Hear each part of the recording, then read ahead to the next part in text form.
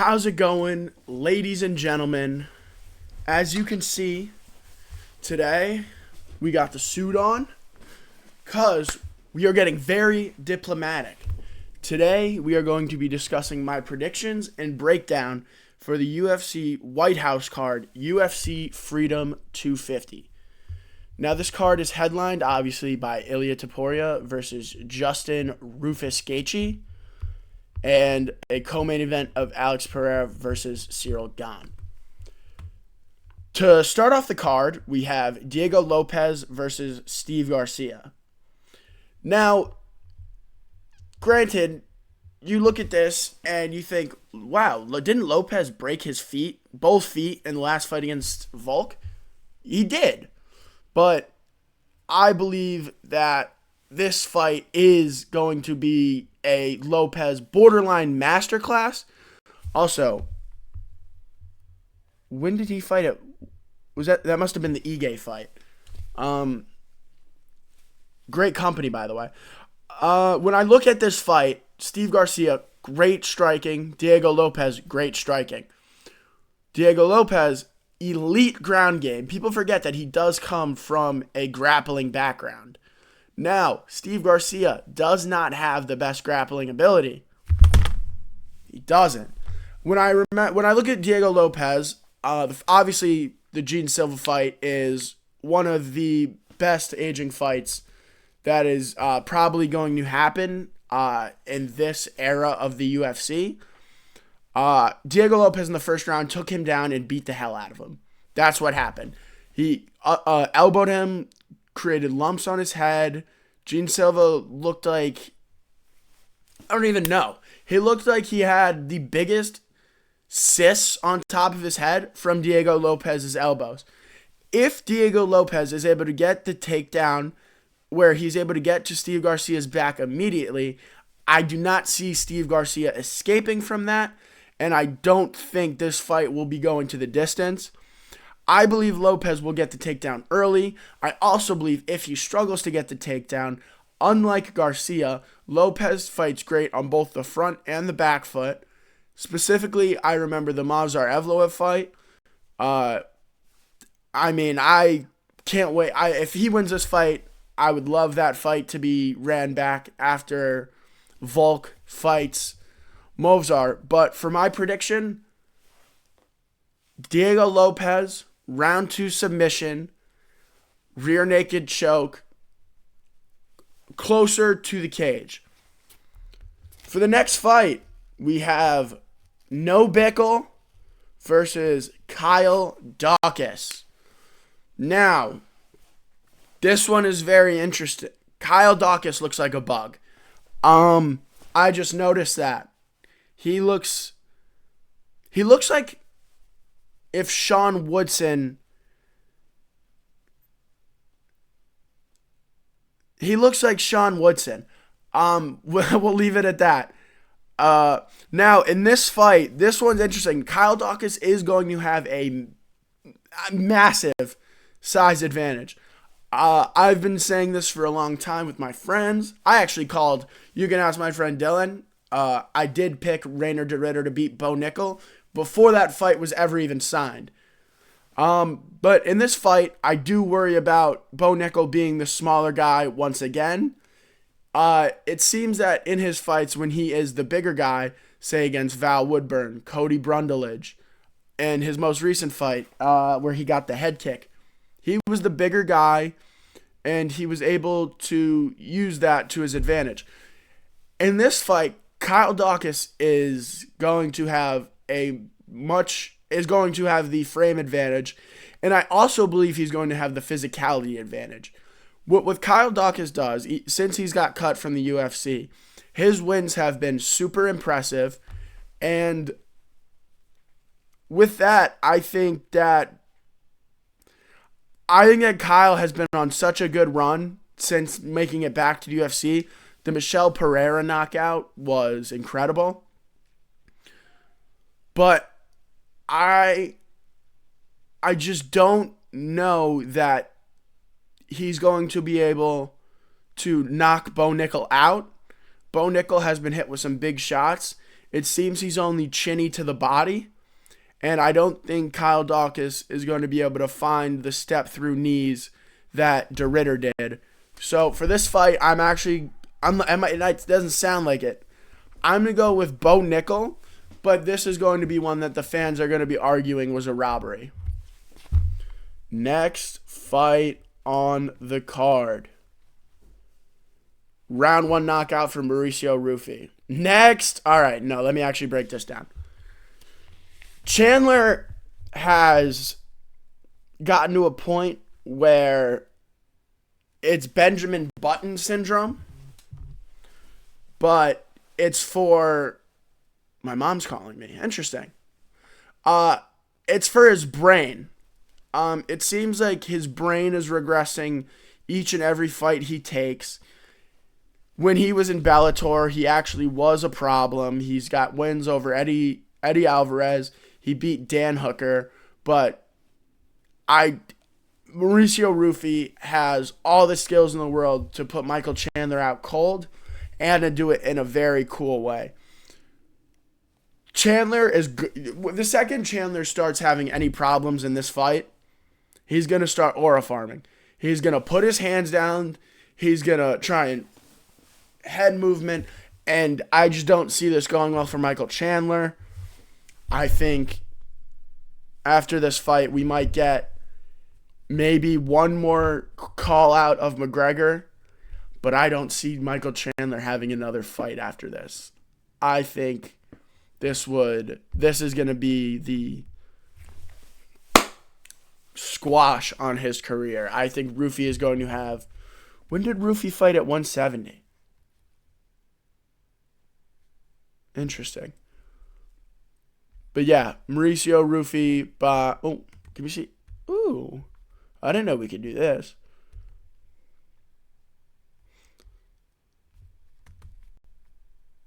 Yeah, Chandler's going to get his ass beat. Round 1 knockout for Mauricio Rufy. Anyway, the Incredible Hawk, baby, versus Derek Lewis. Now, looking at this fight, Derek Lewis is morbidly obese. That is a part of this fight that is there. But many people are giving this fight, oh, it's a win for Hokit guaranteed. I am worried about the first 3 minutes for Hokit. I just rewatched the Curtis Blades fight. Curtis Blades has power. He doesn't have Derek Lewis power. And when Josh Hokit was standing there trading with Curtis Blades, some of those shots that landed on him, someone that hit harder might put him out. Granted, he's never been put out. We haven't seen anything that shows he's chinny. He's an undefeated fighter. He's on an amazing run.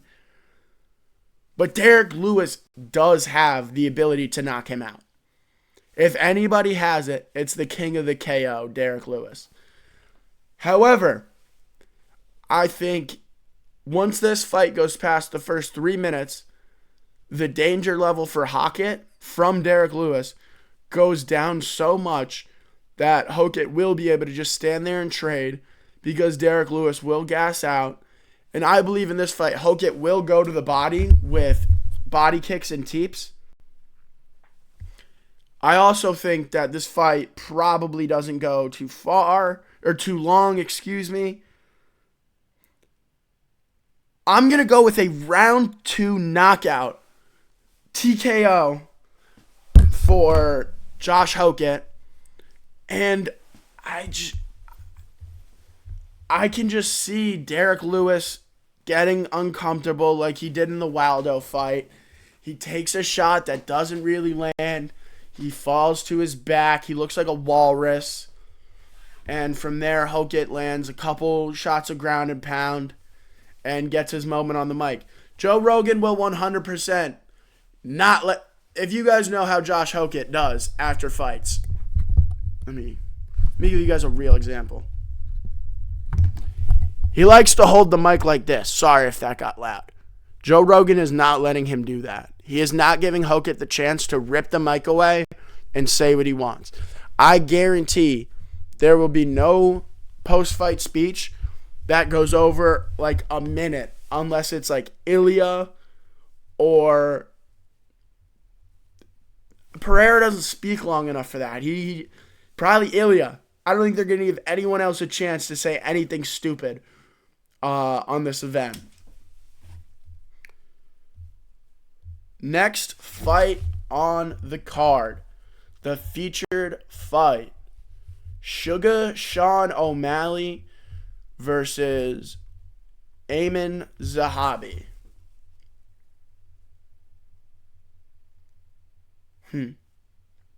O'Malley, in my opinion, if anyone disagrees with this, they don't know ball. And to show you guys I know ball, it's my Josh Van Tops Now card. Deal with it. O'Malley's clear striking advantage, and Zahabi has no head movement. I also, rewatching, when I first watched it, I thought Zahabi beat Chito Vera, and I was actually pretty confused why people were saying otherwise. I just rewatched that fight. Chito Vera has a very arguable thing, a very good argument to win that fight. Excuse me. I think in this fight, O'Malley's going to have the chances to land the straight left hand down the pipe. I also think with how Zahabi holds his guard, when he does go towards body shots, Suga is going to be able to go for those big knees like he landed on Chito. I don't think he's going to land one like he did against Chito, but I do see the knees to the body becoming a problem if Zahabi wants to clinch. I don't think Zahabi has the takedown ability to get this fight to the ground often. I think he, at one point, probably will get the fight to the ground. I don't think this is going to be a pure kickboxing match.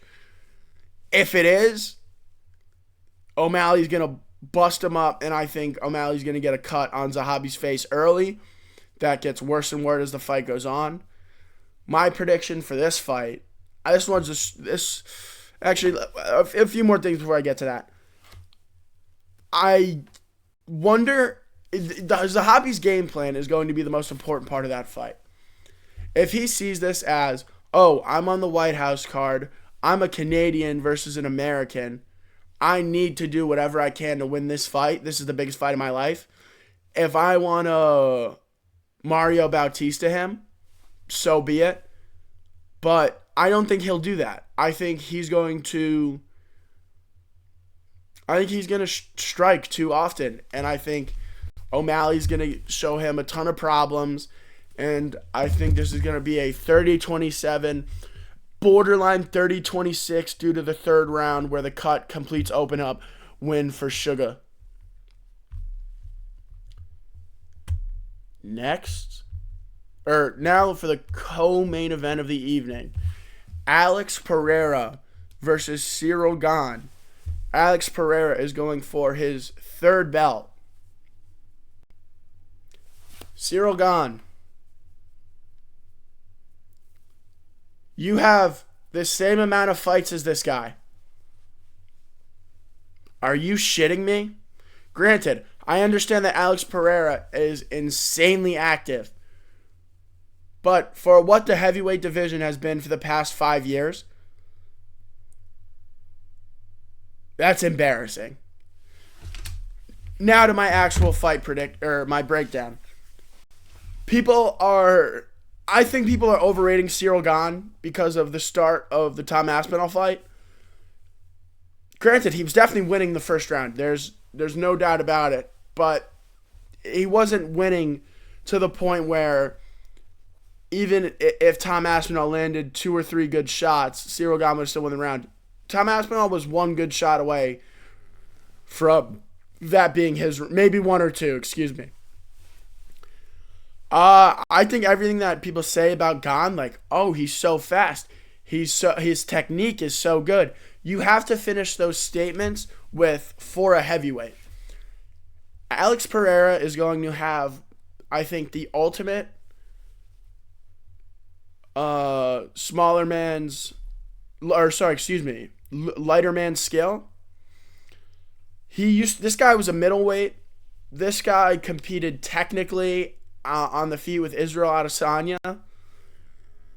with the power, I think Israel Adesanya versus Ciryl Gane probably doesn't go Israel Adesanya's way. But the technique that he showed to be able to keep up with Adesanya in those fights was incredible. Also, I believe the low kicks of Alex Pereira are going to have a big effect on Ciryl Gane. What I mean by that is I'm not saying that Alex Pereira is going to kick Ciryl Gane in the leg and Ciryl Gane's going to be switching stances and he's going to be wincing on it.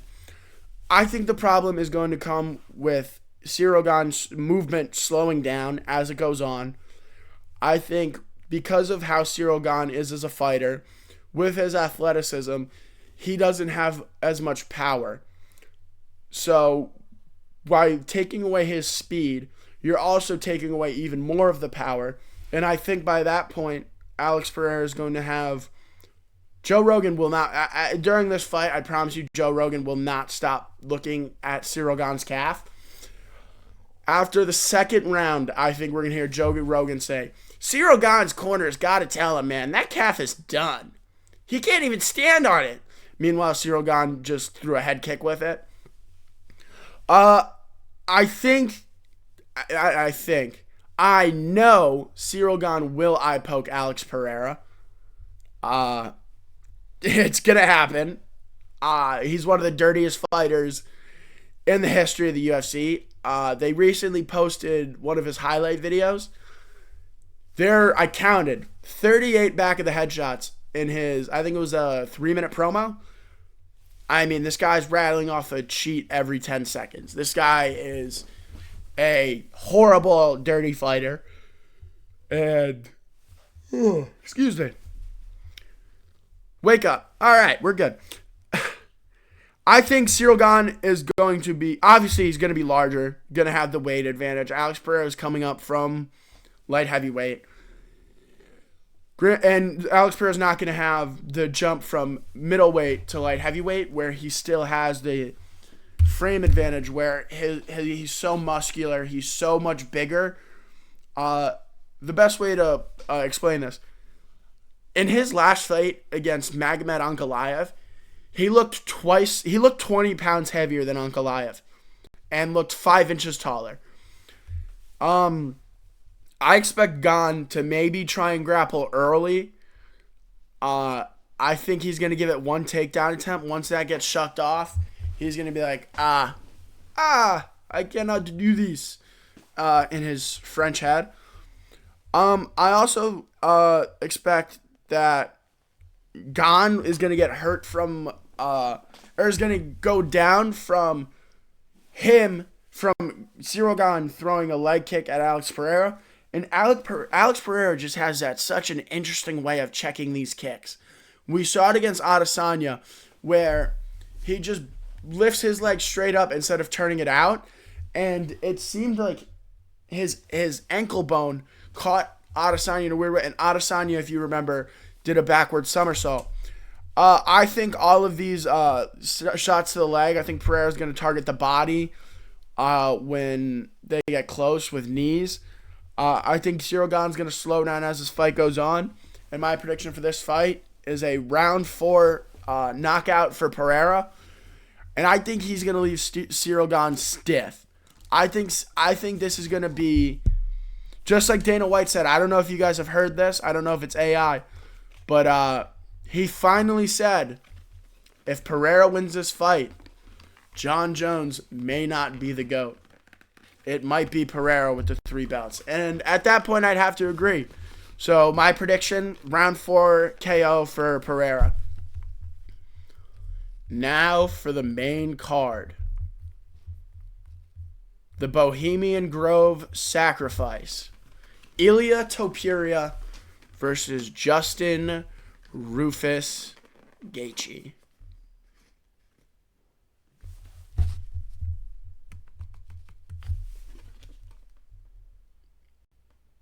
How's this?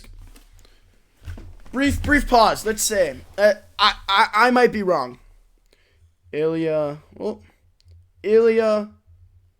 German.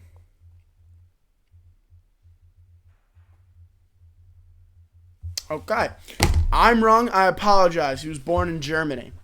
I thought he was born in Georgia, but I guess he has Georgian descent, born in Germany, moved to Spain. Ilia's going to beat the hell out of him. This is going to be... In my notes, I have Ilia will make it a point to submit Gaethje. After how much has been said over the past couple days, including Gaethje bringing up Ilia's ex-wife, calling him annoying, calling him all these other things, I think Justin Gaethje is going to get brutally slapped. I don't think this fight's going to leave the first round. I think it's going to be bad. I think towards fight week, a lot of people are going to be like, I don't know, man. Sean Strickland beat Hamzat. Justin Gaethje can definitely beat Ilia. And these people are going to talk themselves into believing that Justin Gaethje has a chance. Some people are going to tell you Justin Gaethje has a chance. He doesn't. He does not. Justin Gaethje, everyone's going to be like, well, he has that knockout power ability. Justin Gaethje's last knockout, I believe, was the Poirier head kick at UFC 293. I might be wrong, but I think after that it was Holloway, Fiziev, Patty. And granted, he landed great shots on Patty, but also Patty actually might not be able to get knocked out. So we might have to take this with a grain of salt. Justin Gaethje has not knocked anyone out in over 2 years. His last knockout was on the same card where Derek Lewis got the flying knee KO over the chubby Brazilian guy. I think Ilia is miles better at every aspect of MMA, besides maybe kicks. But even then, Justin Gaethje, I heard Bedtime MMA saying this. Shout out the GOAT. He landed 50 leg kicks against Max Holloway. 50. 5-0. And what happened? He got pieced up and destroyed for 5 rounds. Other prediction for this, I think between this fight and this fight, one of a couple things is going to happen.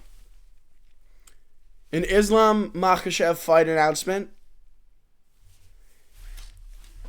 a Trump speech at the thing, or we're going to get the worst crowd cam of all time. It's going to be, right here we got RFK Jr. Hey everybody, no red dye. You're going to have Marco Rubio. You're going to have Kash Patel. You're going to have Trump, obviously. And I don't think you're going to see a single fighter on the crowd cam. I also believe Strickland, there's going to be a non-Strickland related protest. But yeah, my original thought for this fight was Ilia was going to make a point to submit Gaethje, and I thought he was going to try and do it by Darce choke to kind of throw shade at Islam Makhachev. Oh, it's not shade, but if you guys remember when Ilia was on the Patrick Bet-David show, he said if he fought Ilia, if he fought Islam, he would want to fight, or he would want to win by Darce choke. I think there's no bigger stage if he wanted to make that point than to submit Justin Gaethje via Darce choke during this fight. But I think with everything that's been said, he's going to win by round 1 knockout, maybe round 2. Depending on how Gaethje wants to fight. If Gaethje wants to do the firefight and walk forward, he's going to be put out brutally. If he wants to play the slower game, I could see maybe round 2, Ilia then goes for the submission. These are my predictions for the UFC Whitehouse card. I hope you guys enjoyed my first video. I hope everyone has a great day. Thank you.